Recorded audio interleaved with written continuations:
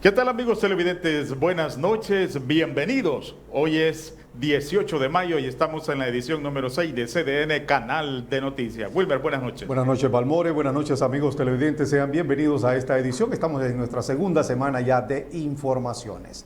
Vamos a conocer los detalles de las noticias en nuestros titulares. Estos son nuestros titulares. Presidente de El Salvador anuncia nuevo decreto de emergencia que horas después dejó sin efecto la Sala de lo Constitucional. Transportistas en Washington, D.C. protestan frente a la Casa Blanca exigiendo sean incluidos en los paquetes de alivio económico. En Orlando, Florida y en San Francisco, California comienza la reapertura del comercio. Iglesias evangélicas de El Salvador piden la pronta reapertura de los templos. Esto y más a continuación en CDN, Canal de Noticias. Gracias por informarse con nosotros. Vamos a conocer cómo están las estadísticas en relación al COVID-19 en la situación nacional en este momento, Wilmer. Claro, queremos decirle que hasta el momento tenemos buenas noticias. No hay personas fallecidas, al menos en los datos estadísticos de este día. Según las informaciones, tenemos 1.413 casos confirmados, 909 casos activos. Hay 474 casos de personas recuperadas de COVID-19 y 30 personas fallecidas. Ese es el dato negativo que sí se maneja. Pero en casos de los datos locales hay 1.296 personas que han resultado ya con el COVID-19 positivos. Se mantienen 117 los importados. Ese es el resumen de este 18 de mayo de 2020. Bien, vamos a continuar con informaciones, y es que el presidente de El Salvador, Nayib Bukele, en cadena nacional, ratificó este domingo el nuevo decreto ejecutivo de emergencia, algo que desató el descontento de la oposición política por considerarlo inconstitucional. La Asamblea Legislativa no estuviera reunida, ¿podrá el presidente de la República decretar el estado de emergencia debiendo informar posteriormente al órgano legislativo? Con estas declaraciones en conferencia de prensa, el secretario privado de la presidencia, Conan Castro, y el ministro de Salud, Francisco Alaví, dieron a conocer la prórroga de 30 días a la Ley de Emergencia Nacional, amparándose en el artículo 24 de la Ley de Protección Civil, la cual menciona: si la Asamblea Legislativa no estuviese reunida, podrá el presidente de la República decretar el estado de emergencia, debiendo informar posteriormente al órgano legislativo. El decreto de estado de emergencia no implica la suspensión de garantías constitucionales. La Asamblea Legislativa o el presidente de la República, en su caso, decretará el cese del estado de emergencia. Sabían que vencía ayer a las 12 de la noche. En cadena nacional, el presidente de la República, Nayib Bukele, mencionó los motivos del por qué se tomó esta decisión desde el Ejecutivo y no desde la Asamblea Legislativa, como lo dicta la ley. Ahora dicen que lo que estamos haciendo es inconstitucional, que un presidente no puede decretar emergencia, aun cuando los diputados se nieguen a hacerlo, aun cuando todos los expresidentes lo han hecho. ¿Qué nefasto precedente dejarían si nos quitan esa herramienta, tal como nos quitaron las demás? A pesar de que nos siguen quitando todas las herramientas para combatir esta emergencia, nosotros seguiremos luchando con lo poco que tenemos. Seguiremos buscando las herramientas legales para salvaguardar la salud y la vida de nuestro pueblo. Por eso decidimos decretar un estado de emergencia desde la Presidencia de la República. Desde ya hace varios días se ha estado discutiendo si los diputados aprobarían o no la renovación del decreto de emergencia nacional. Sabían que vencía ayer a las 12 de la noche, sabían que la emergencia real continúa, no solo en nuestro país, sino que a nivel mundial. Sabían que necesitamos esas herramientas para combatir la pandemia. Esto generó distintas reacciones entre los principales institutos políticos de oposición, quienes incluso hacen mención de ser una decisión ilegal y que usurpa las funciones de los otros órganos del Estado. El tema no solamente de salud, hablemos de la parte también económica. Es importantísimo salvar vidas de nuestros compatriotas, pero también la vida se vuelve insoportable cuando no tienes que darle de comer a tus hijos. Y a la crisis que nos estamos aventurando, cuando se están irrespetando la Constitución, cuando se está generando inseguridad jurídica, es lo que menos necesita El Salvador en este momento. El fin de semana está marcado por un intento de fraude de ley por parte del Ejecutivo a través del Consejo de Ministros, sin la presencia del presidente, aunque autorizado por él. Eso es una cosa que debe de quedar bastante clara y bastante definida. ¿Por qué un fraude de ley? Porque es una interpretación maliciosa del término de cuando la Asamblea no está reunida. Y mientras continúa el conflicto en la toma de decisiones entre los diputados y el presidente de la República, la población se mantiene en expectativa de cuáles serán las próximas decisiones de los funcionarios, así como las medidas a acatar durante esta emergencia del COVID-19. Para CDN Noticias, Isaac Ramos. Mientras tanto, Guillermo Gallego, diputado del partido Gana, dijo que como fracción estaban en la disposición de apoyar el decreto de Bukele, tras considerar que la cuarentena obligatoria es beneficiosa para el pueblo. Bueno, ante la pasividad mostrada por la Asamblea Legislativa, principalmente por el diputado presidente Mario Ponce, de no convocar el día de ayer a la sesión plenaria a los diputados para poder prorrogar o intentar crear una nueva ley de estado de emergencia. No obstante, varios diputados lo estuvimos solicitando a través de redes sociales, él no quiso convocarla. Ante esto, y el presidente consciente de la necesidad que se tiene de una ley de estado de emergencia por todo lo que está pasando en nuestro país con respecto a la pandemia y lo que va a pasar donde habrán más personas contagiadas, tristemente habrán más fallecidos, el presidente ha utilizado el artículo 24 de la Ley de Protección Civil, a donde le da la facultad para poder declarar estado de emergencia cuando la Asamblea no esté reunida. Hay que decirlo muy transparentemente. A propósito, Arena y el FMLN se pusieron de acuerdo para no sesionar sábado, domingo, sino que hasta el lunes, para querer demostrar, según ellos, que ellos son los que tienen el sartén por el mango y dejar al país sin ley de estado de emergencia. Es muy fácil desde los curules de la Asamblea decir que el país no tenga estado de emergencia, pero el gobierno, que es el que está haciendo todo el esfuerzo, sabe de esta necesidad.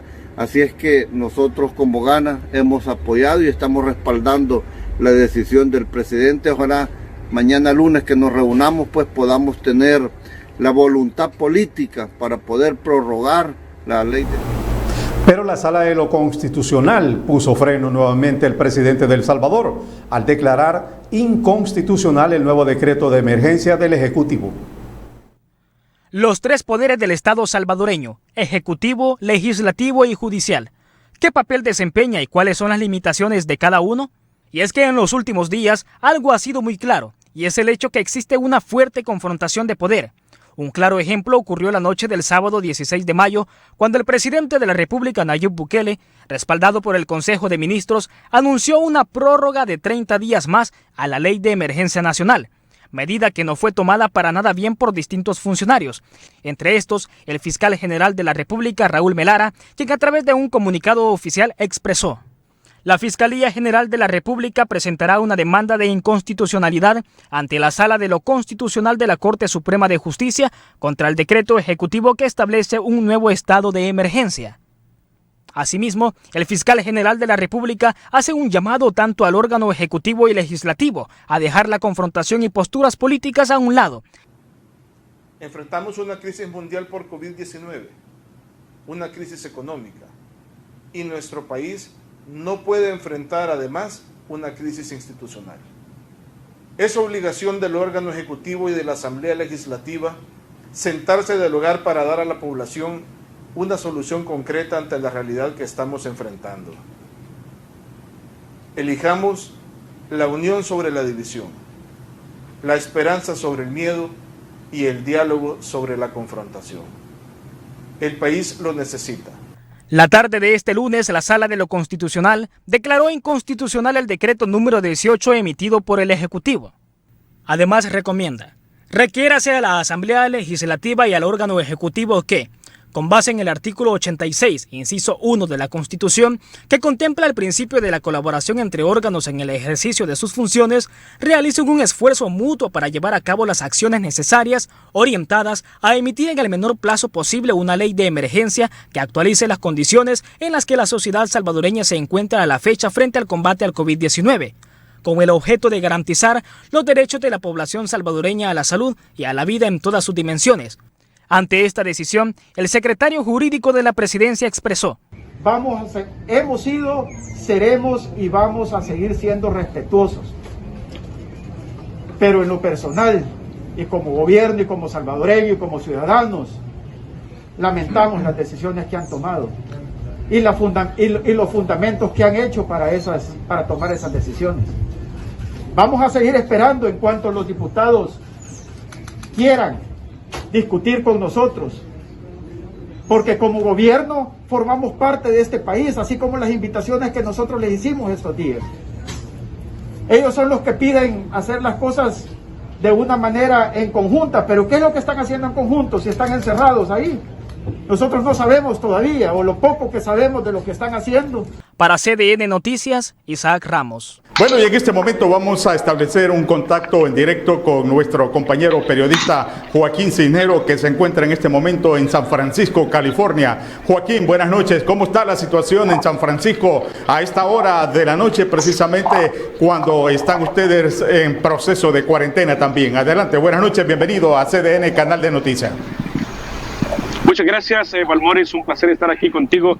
Gracias por la invitación. En efecto, estamos aquí desde San Francisco, California, a plena cuarentena. Son las 8 de la noche acá y todavía tenemos sol radiante.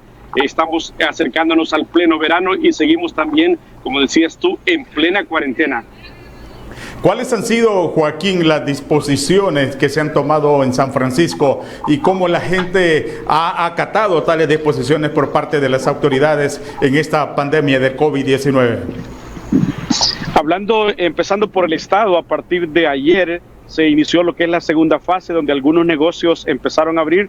Se cree que el 90% de los negocios iban ya a estar abiertos en el estado a partir de ayer.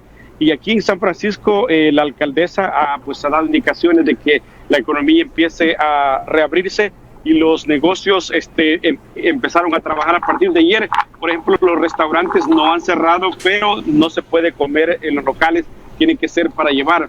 Y otros lugares como las tiendas de ropa han empezado a operar con ciertas restricciones, porque lo que se está pidiendo es que la gente no se aglomere en los establecimientos comerciales, que la gente haga sus pedidos y venga, digamos, a recoger lo que ha ordenado, especialmente hoy con la tecnología. ¿Cómo de alguna manera ha visto que se ha afectado la economía en San Francisco? Sabemos que es una ciudad pujante, turística, pero que de alguna manera ha tenido alguna afectación con esta cuarentena que se ha implementado. Pues ha sido muy fuerte. El domingo estaba yo visitando una de las taquerías más populares acá en el distrito de La Misión, como tú conocerás, y una taquería que habitualmente encuentras unas 100 personas ordenando. Encontramos aproximadamente unas 5 personas nada más recogiendo los alimentos. Pues ha sido muy duro, una catástrofe podríamos decir. San Francisco, una ciudad de 1 millón de personas aproximadamente, ha reportado cerca de unas 2.000 personas, unos 2.000 casos confirmados, aparte de aquellos casos que no se han confirmado debido a que no han estado las pruebas disponibles para efectuarse a personas que se creen han sido portadoras del virus. ¿Cómo se ha visto, Joaquín, el trabajo de las autoridades en el sentido de la prevención y del trato también que se le ha dado a las personas que han resultado afectadas directamente con la enfermedad en San Francisco? Te hablaré de primera mano, digamos, en lo personal. Nosotros fuimos afectados, un familiar nuestro muy cercano tuvo que pasar, digamos, el virus, gracias a Dios ya lo superó, una persona que sobrepasa los 70 años, y nosotros llamamos al hospital 3 veces con mi esposa, no se nos quisieron hacer las pruebas respectivas, dijeron no tenemos pruebas suficientes si tienen los síntomas, pero si no están en un estado grave, vamos a recomendar nada más que se aíslen en su casa y que se puedan mantener, digamos, en cuarentena por 2 semanas. Y gracias a Dios, pues hace como un mes aproximadamente nosotros terminamos la cuarentena, no lo publicamos en las redes sociales, lo quisimos mantener un tanto secreto, pero hasta hoy que te lo puedo comunicar, no estaban las pruebas disponibles como se cree, siendo un país, una potencia a nivel mundial, no hemos tenido la capacidad de hacerle todas las pruebas a las personas que lo han requerido. Hasta este momento, Joaquín, estamos viendo que te encuentras ahí justamente detrás de una cancha, de un lugar deportivo, un parque. ¿Ya está abierto al público todos los lugares para que la gente pueda salir también a caminar?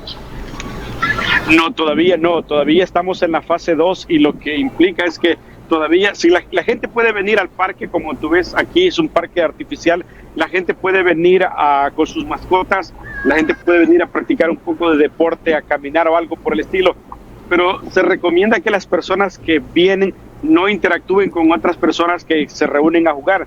Si alguien trae una pelota de fútbol, por ejemplo, que juegue solamente entre ellos, pero las autoridades están de cualquier manera pasando a veces 2 veces al día a revisar si las personas que están ahí traen sus máscaras para que puedan, digamos, ponérsela en caso que la autoridad viene.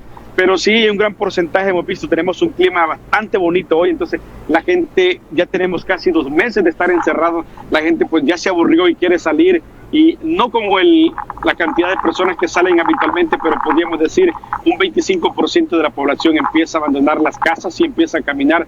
Todavía siguen cerradas las playas, los parques, hay ciertas restricciones de que no nos aglomeremos. La comunidad salvadoreña, Joaquín, sabemos que se extensa también en San Francisco. ¿Cómo ha sido afectada la comunidad? Hablemos de los negocios de los salvadoreños ahí en el área y de qué manera ellos están preparándose para salir adelante. Pues fíjate que la comunidad salvadoreña es muy fuerte. Yo también formo parte de la Cámara de Comercio salvadoreña del área de la Bahía y hemos estado en reuniones virtuales con algunos empresarios. Gracias a Dios, el gobierno de Estados Unidos y a través de la ciudad también localmente se han abierto ciertos fondos de ayuda para los negocios. El caso de una empresa que tenga unos 10 empleados y lo reporta en su planilla, el gobierno le estaba proporcionando aproximadamente $1,000 por cada empleado por mes. O sea que se creía que iban a ser unos 2 meses que se le iba a ayudar para que la empresa pague a los empleados. Claro, las grandes compañías de California pues acapararon el dinero, pero los negocios hispanos, especialmente los salvadoreños, los restaurantes están trabajando a media máquina, otros tuvieron que cerrar, otros no van a recibir la ayuda del gobierno porque a veces no tienen toda la documentación en regla y esto ha impedido de que no se les dé la ayuda necesaria. Pero también ha habido organizaciones que están trabajando muy fuerte con la comunidad hispana y especialmente nosotros los salvadoreños que somos fuertes aquí en San Francisco, nos hemos unido para conectarnos unos a otros y de cualquier manera ver cómo le ayudamos a los demás, al menos adquirir la información para que pueda agarrar estos préstamos. Cómo no, Joaquín, te agradecemos muchísimo tu tiempo y por haber estado en esta entrevista en directo desde San Francisco, California.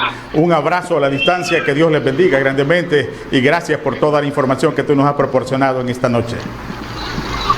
Un abrazo, Valmori, a todo tu personal y deseamos lo mejor para ustedes, que Dios los pueda bendecir en este proyecto y vamos a estar en contacto con ustedes en lo que requieran de una información de primera mano. Aquí estaremos desde San Francisco, California. Yo soy Joaquín Cisneros. Muchas gracias. Buenas noches. Buenas noches. Gracias, Joaquín, por esos detalles. Nosotros hacemos una nueva pausa comercial y regresamos enseguida.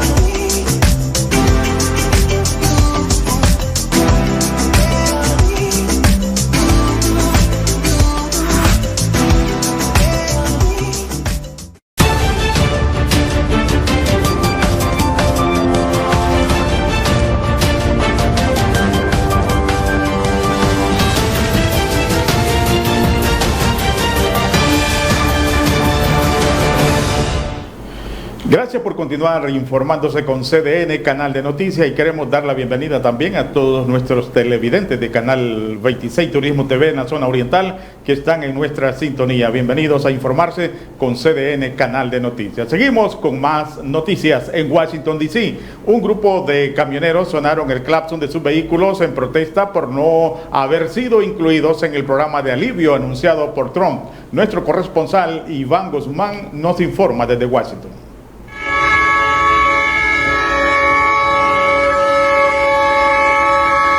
Sonando bocinas al frente a la Casa Blanca, en la Avenida Constitución, en pleno centro de Washington, D.C., un grupo de camioneros protestaron exigiendo al presidente Trump sea incluidos en los paquetes de ayuda económica anunciados por el presidente.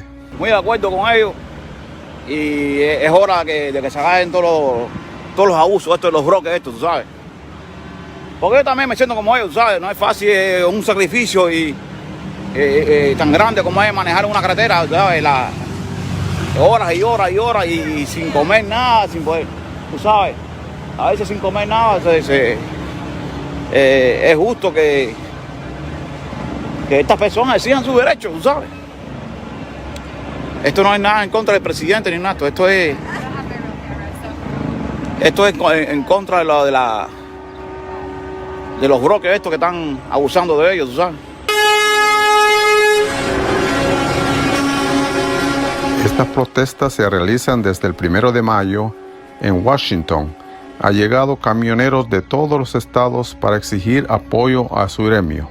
Informó para CDN Noticias desde Washington, D.C., Iván Guzmán.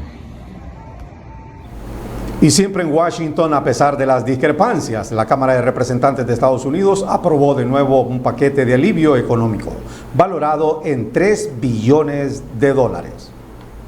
2 meses han pasado desde que Estados Unidos aprobó el mayor paquete de estímulo de su historia. Entonces fueron $2.000 millones para hacer frente a la crisis causada por el coronavirus. Ahora la oposición demócrata busca que el Congreso dé luz verde a una ayuda aún mayor. Todos sabemos que tenemos que poner más dinero en los bolsillos de los estadounidenses. No solo es necesario para su supervivencia, sino que también es un estímulo para la economía. El nuevo conjunto de medidas destinaría $3.000 millones a una segunda ronda de pagos directos a los ciudadanos y a una nueva ayuda para los gobiernos estatales y locales. También implica un choque inmediato con el Senado controlado por los republicanos, donde han señalado que aún no se necesita otra iniciativa de fondos de emergencia. Este no es un momento para una legislación con aspiraciones. Este es un momento para una respuesta práctica a la pandemia del coronavirus. Y vamos a insistir en una legislación acotada y directa.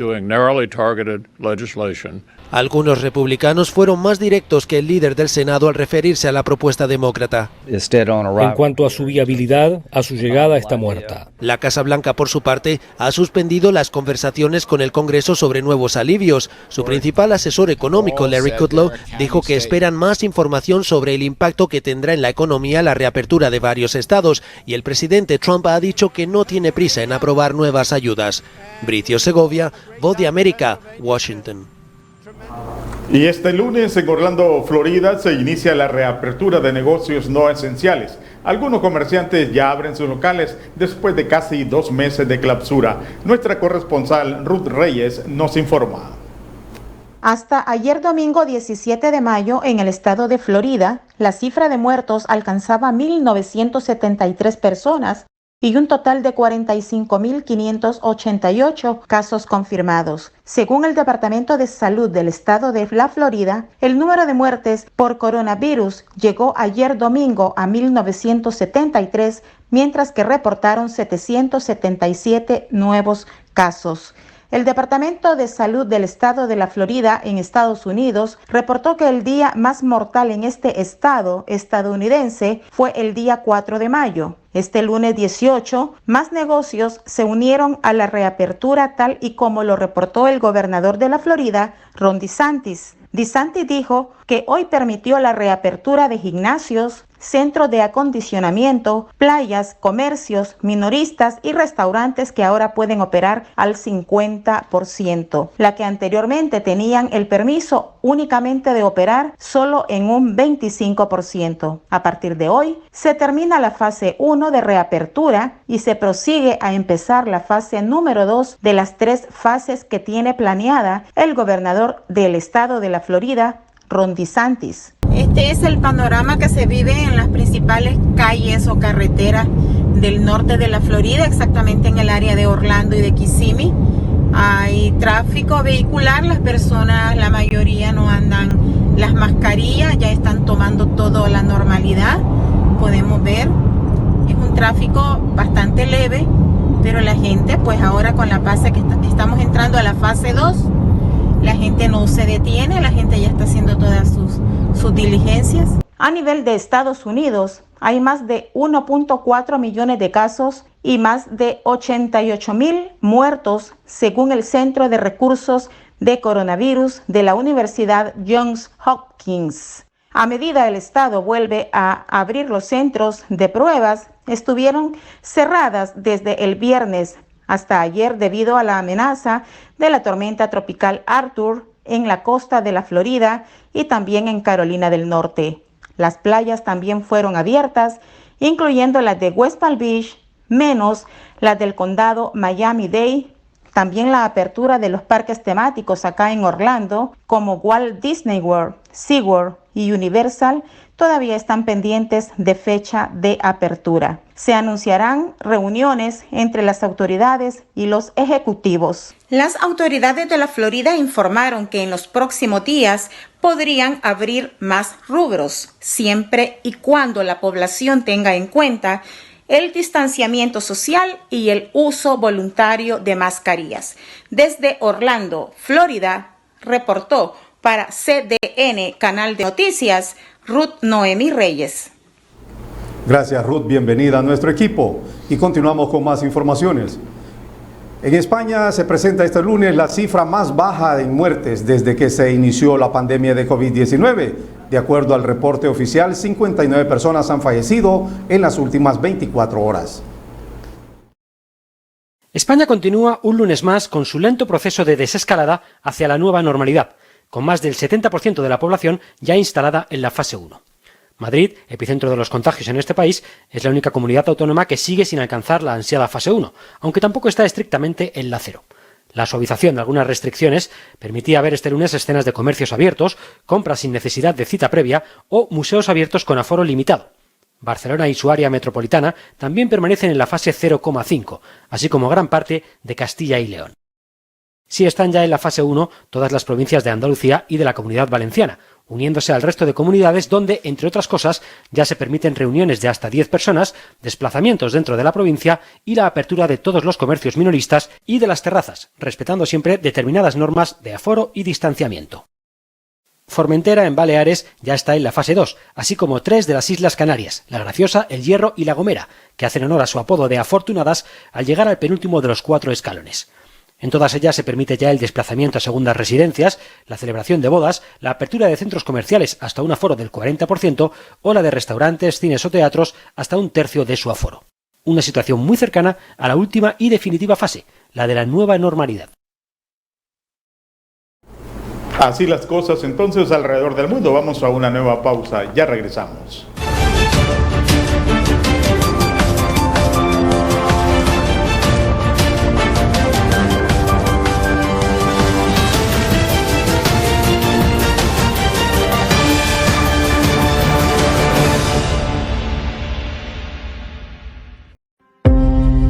Ya lo dijo el poeta, somos los hacelotodo, los comelotodo, los vendelotodo. ¿Quién sabe cuándo va a terminar todo esto? Lo que sí sé es que nuevamente demostramos que juntos somos más que dos. Igual seguiremos apoyando al que lo necesite. Seremos responsables y nos quedaremos en casa, solo para después salir y volver a conquistar los sueños. Que tendremos días difíciles, no es nada nuevo, pero mantendremos abiertos la esperanza y el deseo de salir adelante. Pero cuando todo esto termine, volveremos a venderlo todo, a comerlo todo, a hacerlo todo. Mientras tanto, hoy me quedo en casa. Vos también. Quédate en casa.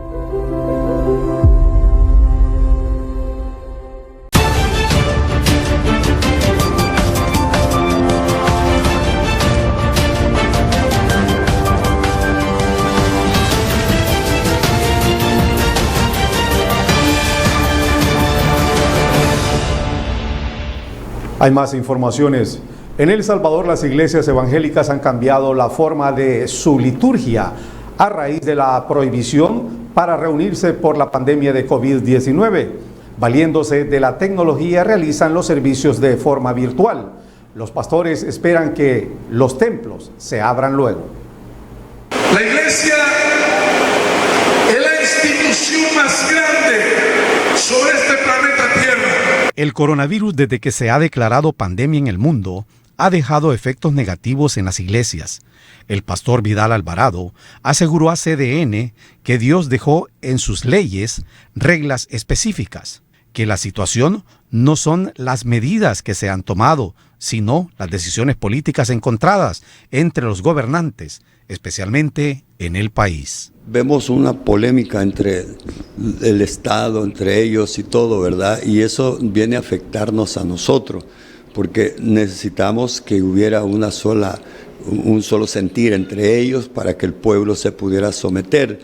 Pero con todo y esto, nosotros como iglesia hemos estado trabajando virtualmente con los miembros, haciendo los cultos, ellos en sus casas y nosotros llevando. Y yo pienso que mientras esto no se estabilice, nosotros vamos a seguir quizás en la misma forma. Asimismo, hizo un llamado a los miembros de las iglesias que ellos acaten las disposiciones de las autoridades terrenales, como en Nueva Jersey, donde las autoridades permitieron que los miembros asistan a los cultos sin bajarse de los vehículos.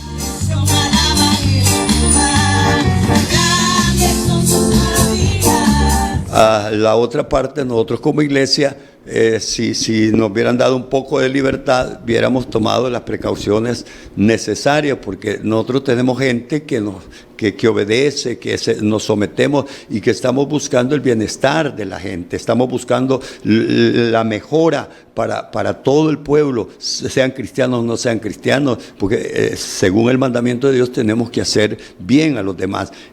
Pero nosotros hemos tenido que someternos como iglesia, obedecer las leyes y todo, y estamos haciéndolo. Así que cualquier decisión que sea, hasta no ver la parte pues que ya se normaliza, nosotros vamos a mantenernos con la parte de los cultos virtuales. El pastor Alvarado hizo un llamado a todos los miembros de las iglesias cristianas a mantenerse atentos a las disposiciones y que pronto volverán a reunirse en las iglesias cuando las autoridades lo decreten. Para CDN, Wilmer Lizama. Y en Morazán, El Salvador, el Sistema Básico de Salud Integral, SIBASI, está realizando jornadas de combate frontal contra el mosquito transmisor del dengue. SIBASI Morazán, de la mano con la DESCO del caserío Los Romeros en el cantón El Triunfo de San Francisco Gotera, realizó la mañana de este lunes una campaña de limpieza y abatización casa por casa. Estamos realizando una campaña de limpieza y abatización junto con la DESCO de esta comunidad, y posteriormente se realizará la campaña de fumigación para evitar los criaderos de zancudo y el dengue, ¿verdad? Pedirle a toda la colaboración, a toda la comunidad que nos apoyen, ¿verdad? Lavando los objetos con agua, limpiando sus solares, recogiendo los inservibles. Es el llamado para toda la comunidad. La campaña inició este día con la colaboración de todos los habitantes de la comunidad, que desde temprano sacaron los objetos innecesarios de casa. Una campaña de limpieza donde la gente pues nos ha ayudado a colaborar a sacar los objetos que son inservibles, que pueden ser portadores de larvas. Entonces estamos llevando este día a cabo esa limpieza para que la gente pues prevenga un poquito, ¿verdad?, lo que es el zancudo, que ahorita ya comenzó el brote. Entonces, y aparte de eso, vamos a pasar por las viviendas abatizando también las pilas, ¿verdad? Buscando el bienestar de toda la comunidad donde habitan más de 1,000 personas, se han realizado estos y otros esfuerzos para evitar enfermedades respiratorias, entre ellas la propagación de la pandemia que azota el país. Según la promotora de salud, vamos a pasar fumigando de 1 semana a 8 días después de lo que es la abatización. Que aproximadamente tenemos un porcentaje de 147 a 157 familias acá en el cantón. Con respecto al coronavirus, ¿qué medidas son las que han implementado también? Fíjese que en hubieron jóvenes que se tomaron a bien ellos tener un punto de sanitización acá. Fueron los jóvenes prácticamente del cantón que ellos tomaron a bien ponerse acá en el Depío y qué bueno, ¿verdad?, que la comunidad se pudo organizar.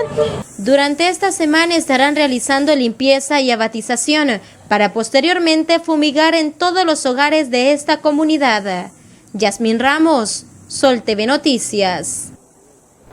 Continuamos informándole. En Cuba, una doctora y sus alumnos se han dado a la tarea de buscar en cada barrio al coronavirus. Veamos cuál es la forma y el resultado. Mi esposo sí es médico también, es especialista en medicina general integral y en estos momentos pues nos vemos bien poco, un tiempo corto, él llega tarde a la casa, trabaja en la Dirección Municipal de Salud y el tiempo que nos vemos hablamos de trabajo, de los niños en la casa, de lo que hacemos durante el día. Liz Caballero está lista para otra larga jornada de trabajo. Esta doctora cubana se desempeña como profesora de medicina, pero la pandemia del nuevo coronavirus la sacó, al igual que a sus alumnos, de las aulas y los llevó a una misión de puerta en puerta como parte de una estrategia para detectar contagios. Uno no se siente cansado, piensa que está cumpliendo con su deber y haciendo algo útil, y el cansancio tal vez vendrá después. Cuando baje la adrenalina, que ya uno se sienta que esto pasa, es cuando vamos a sentirnos cansados.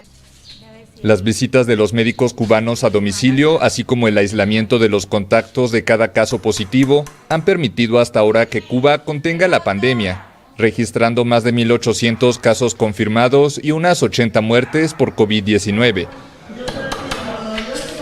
La tarea que están realizando es bien importante, que han tenido que salir de sus aulas, como actualmente están haciendo sus clases, pero que es por una tarea bien importante y bien humana, para evitar que esta enfermedad pues siga cobrando vidas. Especialista en diabetes, Caballero todavía atiende a algunos de sus pacientes, pero la mayoría de ellos, sabiéndose vulnerables al virus, prefiere que los visite en sus casas. Y en medio de la pandemia, la doctora no deja de dar clases y dejar tarea en línea a sus alumnos, ya que es consciente de lo importante que es la formación de profesionales de la salud.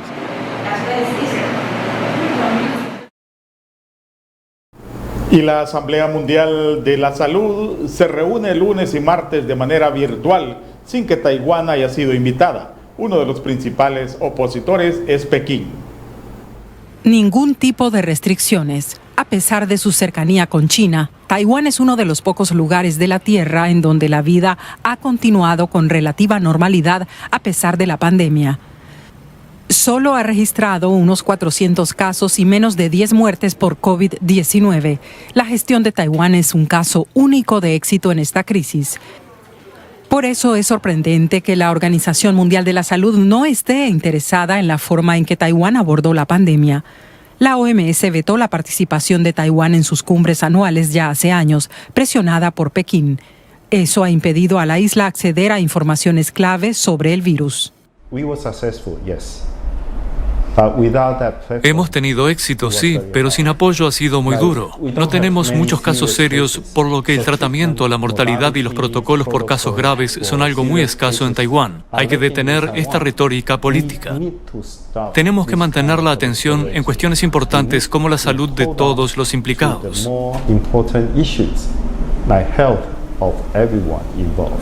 El Dr. Lu era el enviado para la OMS cuando Taiwán aún tenía permitido asistir a sus asambleas como miembro observador. Pero eso se acabó por instrucciones de China cuando en Taiwán asumió la presidencia la jefa del partido proindependentista hace 4 años.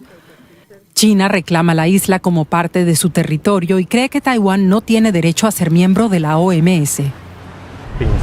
La política debería dejarse de lado cuando se trata de la salud. La experiencia de Taiwán debería ser compartida con el mundo. Taiwán ha hecho una contribución a la salud pública, no es justo quedar excluidos. Taiwán ha mantenido un nivel de infecciones inferior al de cualquier otro lugar del mundo, con un 0% de nuevos casos en más de un mes. Aún así, allí no se baja la guardia. Quizás esa sea una de las cosas que el mundo y la Organización Mundial de la Salud podrían aprender de esta isla.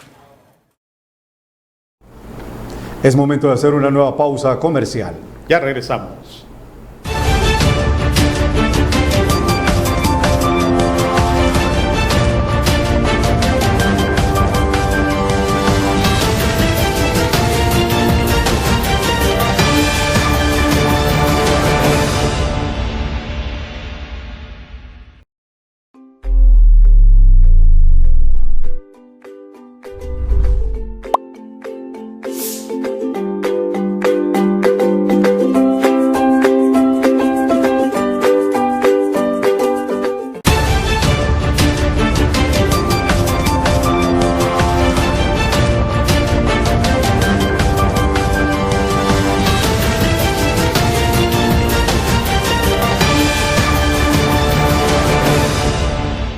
Seguimos con más información. La crisis política de Hong Kong volvió al primer plano este lunes, cuando estallaron enfrentamientos en el Parlamento y un grupo de destacados activistas prodemocráticos fueron acusados de participar en las enormes protestas del año pasado.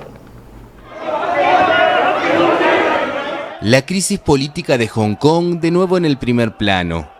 En el recinto del Parlamento hubo enfrentamientos por segunda vez en 15 días, debido al intento de la oposición de que no se vote un proyecto de ley que penaliza cualquier insulto al himno nacional de China. Varios diputados del movimiento Prodemocracia fueron expulsados por la fuerza de la comisión del Parlamento encargada de examinar los textos antes de que sean debatidos en una sesión plenaria. Esa comisión estaba acéfalo y los diputados favorables a Pekín impusieron el lunes a su presidente, respaldándose en una opinión legal externa según la cual tienen el poder de poner fin al estancamiento. Pero los opositores calificaron la medida de golpe de Estado. Mientras tanto, un grupo de destacados activistas prodemocráticos estuvieron en la corte el lunes para escuchar los cargos formales por su participación en las enormes protestas del año pasado. What happened here is persecution. Indeed. Lo que sucedió aquí es en realidad una persecución. Todos estamos en juicio, todo el pueblo de Hong Kong está en juicio, ya que los derechos humanos de Hong Kong han estado en juicio y han sido devastados por casi un año. And devastating for almost 1 year. 15 personas fueron acusadas de organizar y participar en reuniones ilegales, y 5 enfrentan un cargo de incitación castigado con hasta 5 años de cárcel.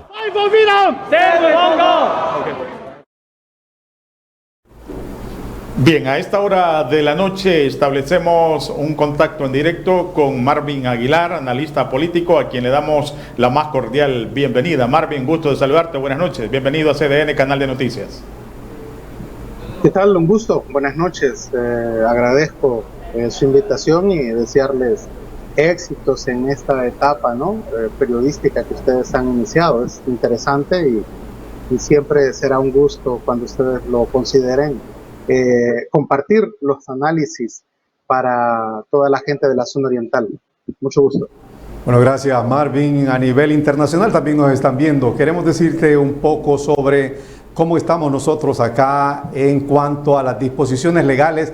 Lo último que se ha conocido de parte de los políticos y por parte del presidente. Comenzar hablando sobre lo que el presidente ha decretado y que los diputados pues aún no aprueban las nuevas disposiciones. ¿Cómo está Marvin analizando todo este tipo de procesos que estamos viviendo en nuestro país?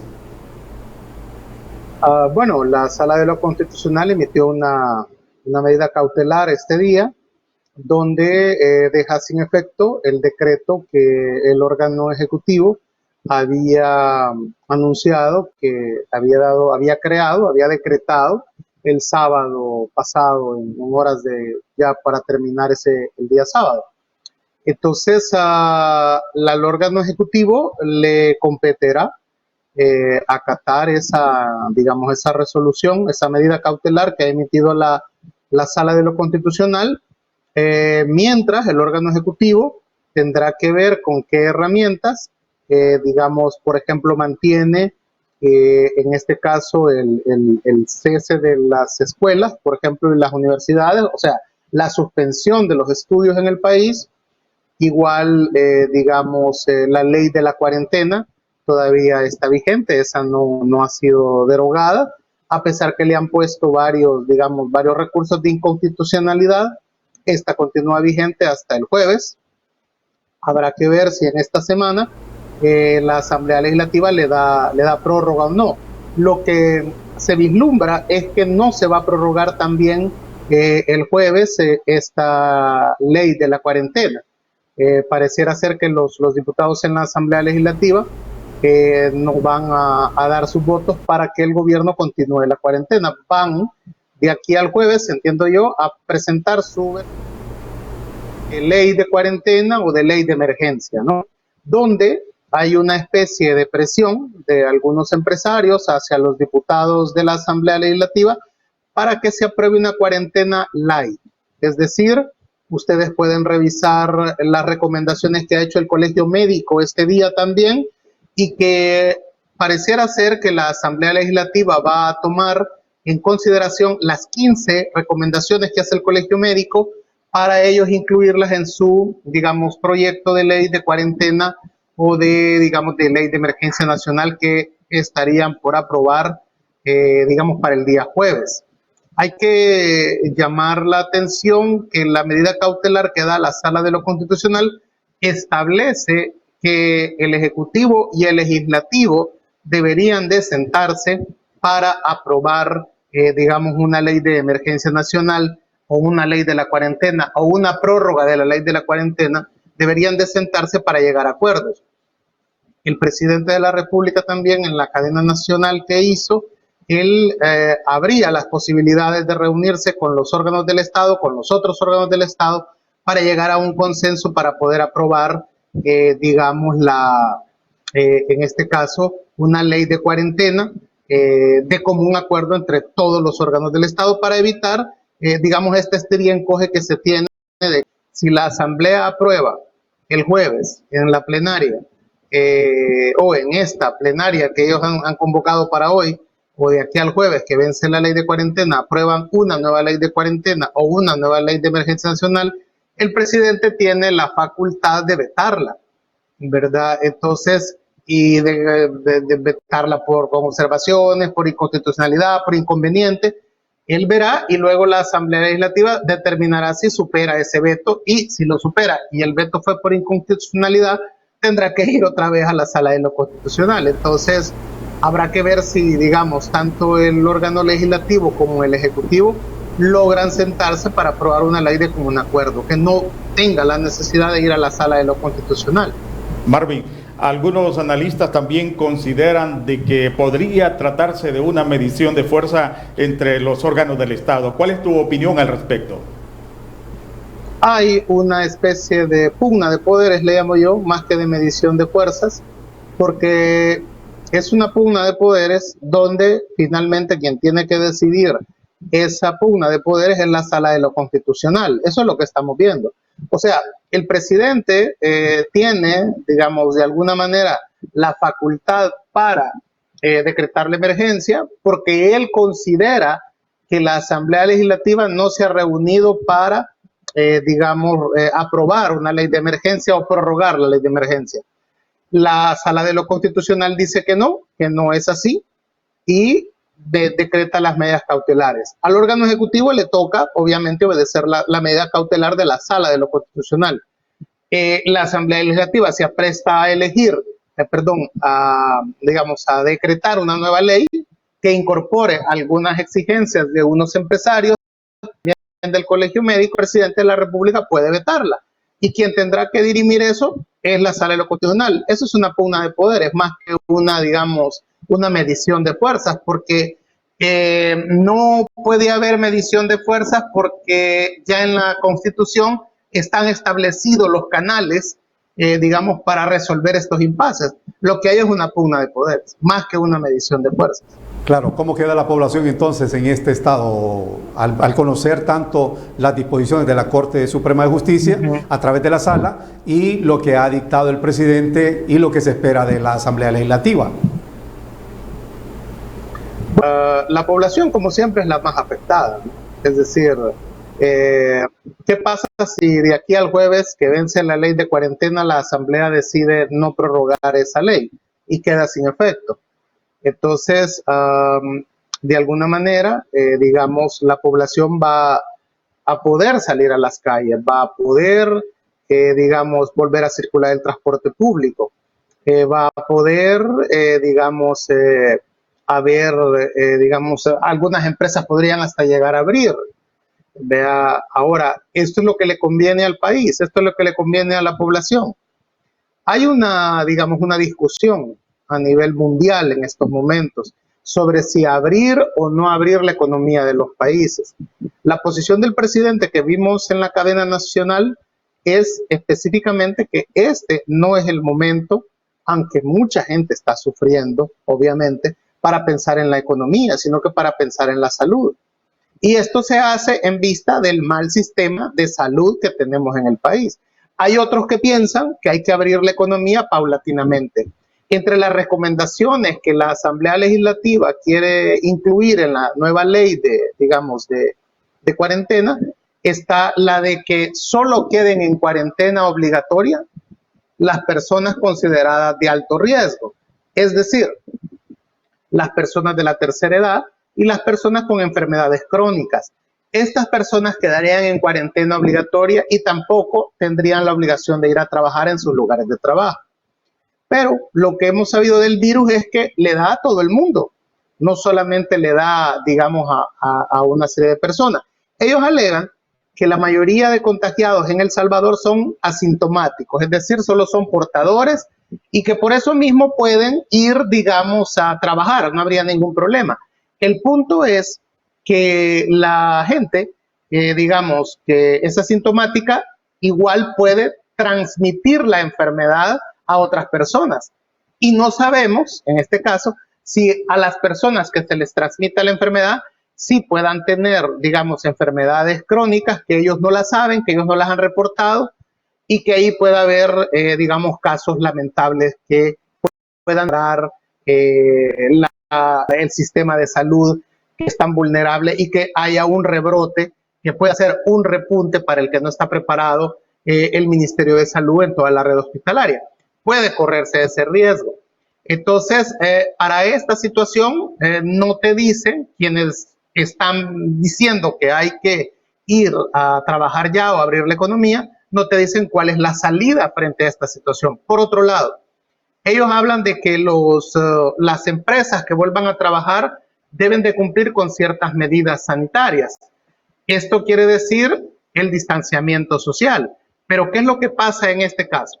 En el caso del transporte público, no le es rentable a los empresarios del transporte llevar gente sentada solamente en las unidades de buses, sino que ellos, tú sabes, todos sabemos, los buses aquí van como que son latas de sardina. Entonces, para ellos no es rentable eso. Tarde o temprano, esas medidas de bioseguridad van a ser de alguna manera relajadas. Puede haber, digamos, un repunte y es mentira que se van a cubrir, digamos, las medidas sanitarias por una sencilla razón. Porque el salvadoreño no está acostumbrado a las medidas sanitarias. Lavarse las manos constantemente, mantener el distanciamiento social, usar la mascarilla. Eso es algo que le cuesta a mucha gente mantener esas medidas como algo permanente. Y mientras no haya una vacuna o haya un tratamiento para el coronavirus, la gente va a tener que comprender que las medidas de distanciamiento social van a ser, en este caso, van a prolongarse por 1 año o 2, o hasta que aparezca un tratamiento o aparezca, digamos, una vacuna.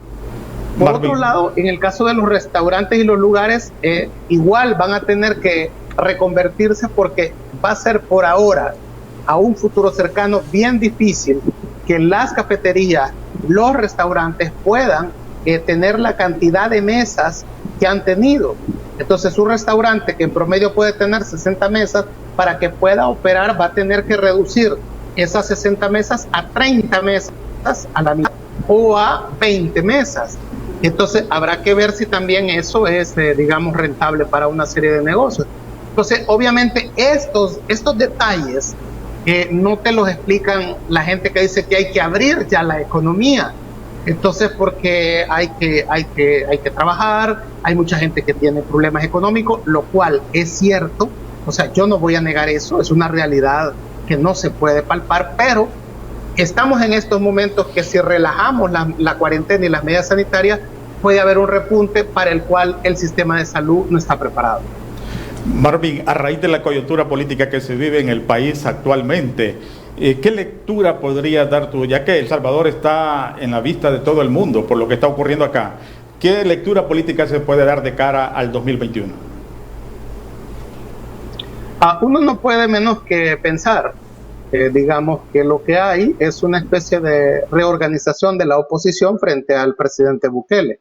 La pandemia, que ha estado, digamos, afectando a todos los gobiernos en el mundo, porque nadie estaba preparado para esto, y efectivamente ha agarrado a los gobiernos desprevenidos, tanto gobiernos del primer mundo como gobiernos de países en vías de desarrollo como el nuestro.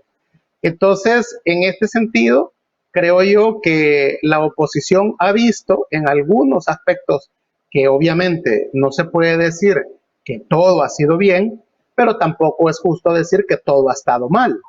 Entonces, la oposición ha visto en estas fallas, en esta, digamos, incertidumbre que provoca la misma pandemia, porque hay que decirlo, hay una incertidumbre en las personas en de qué va a pasar mañana una vez que pase esta situación de crisis.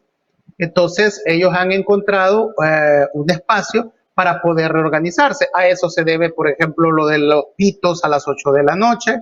A eso se debe, digamos, a que la oposición se haya envalentonado a no prorrogar la ley de emergencia, y evidentemente la presión de que haya unas empresas que están anunciando que van a cerrar operaciones, son parte de la presión, obviamente política, para que el gobierno relaje la cuarentena.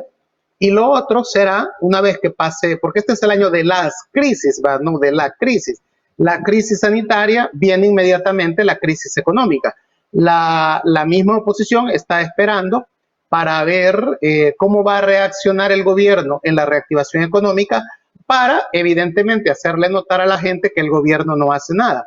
Hay una cosa que hay que decirlo y que es interesante, y por cuál eso también es político. Lo es en Brasil, con el caso de Bolsonaro, lo es en Bolivia, con el caso de la presidenta que está alargando las elecciones para no dejar el poder, lo es en Chile, donde el coronavirus ha servido para postergar por ahora, no se sabe cuándo, el referéndum que la gente estaba pidiendo.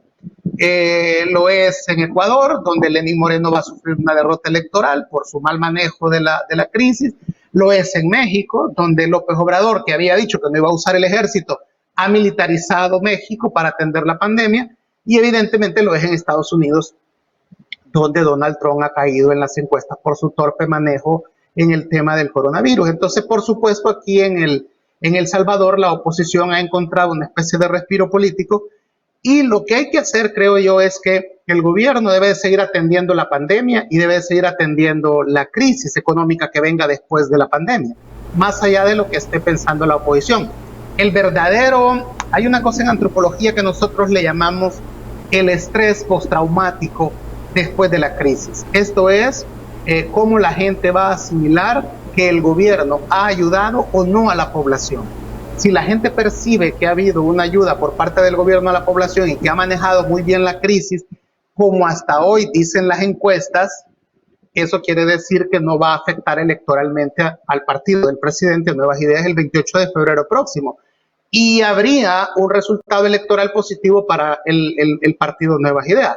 Si la gente percibe lo contrario, entonces la gente el 28 de febrero le daría, en este caso, a la oposición la misma cantidad de diputados o el control legislativo. Y para eso, digamos, es evidente que la oposición está trabajando para crear el efecto post-trauma de la crisis, crear una especie de castigo al incumbent, que es el castigo al que está en el poder, ¿verdad? O al premio al que está en el poder, en este caso. Gracias, Marvin. Queremos agradecerte por habernos atendido esta llamada y también responder algunas de nuestras interrogantes. Esperamos en una próxima oportunidad seguir hablando contigo. Buenas noches. Siempre es un gusto. A ustedes, saludos y suerte en su proyecto. Gracias, buenas noches. Nosotros continuamos con más informaciones acá, y es que es la hora de presentar nuestra sección de salud.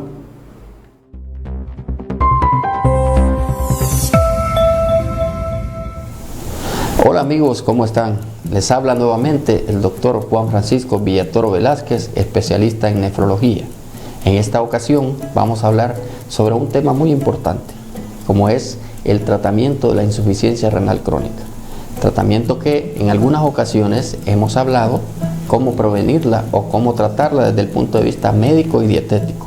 Pero en esta ocasión vamos a hablar sobre el tratamiento con diálisis o hemodiálisis, que es el tratamiento que el paciente debe recibir cuando su enfermedad ha progresado a tal grado que esos riñones no son capaces de poder suplir las necesidades del organismo.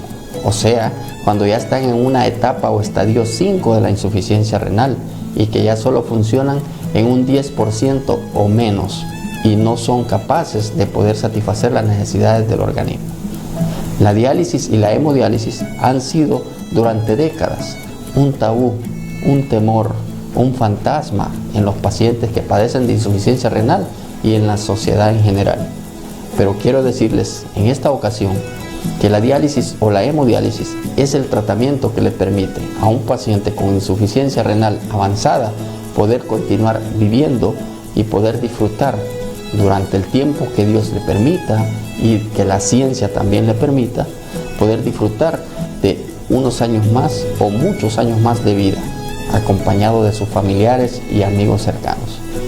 La diálisis o hemodiálisis es un procedimiento médico, nefrológico, que ha sido implementado para poder limpiar las impurezas o los tóxicos que se acumulan en nuestro organismo después del procesamiento de los alimentos o después de haberse desarrollado múltiples funciones en nuestro cuerpo. Son el producto del trabajo corporal diario. Por lo tanto, esos tóxicos deben ser eliminados de nuestro organismo para que no causen daño. La diálisis y la hemodiálisis garantizan eso y por lo tanto garantizan bienestar en los pacientes con insuficiencia renal. Lamentablemente se hablan muchas cosas en la sociedad, que la diálisis o la hemodiálisis es para acelerarle la muerte al paciente, pero no es así. Son más los pacientes que están en tratamiento dialítico que los pacientes que fallecen supuestamente por recibir un tratamiento dialítico. Si el objetivo fuera acelerarle la muerte o el daño al paciente, hace mucho tiempo hubiese sido eliminada o prohibida la diálisis o la hemodiálisis como tratamiento sustitutivo para los pacientes con insuficiencia renal. Pero está demostrado científicamente que gracias a este tratamiento médico es que el paciente puede continuar viviendo durante muchos años más. Esperamos que esto sirva para que por fin se rompa ese tabú que la gente y la sociedad tiene sobre estos procedimientos. Ha sido un gusto hablarles sobre esto. Hasta luego.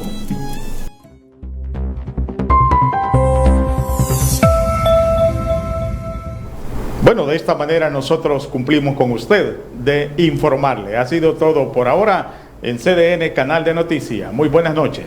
Buenas noches.